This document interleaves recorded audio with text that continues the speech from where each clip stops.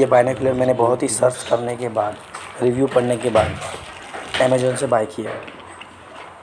इसको जब आप हाथ में लोगे ना तो इसका वेट, इससे आपको पता चल जाएगा ये जेन्युइन है कि नहीं। इससे लगभग आप जो इक्लिप्स होते हैं उसमें काफ़ी हेल्प होगा, और लगभग नहीं तो आधा किलोमीटर से 1 किलोमीटर तक की दूरी का आपको काफ़ी अच्छे से दिखाई देगा इसमें, क्लियरिटी के साथ में। छोटे से डिब्बे में लगता है। मैंने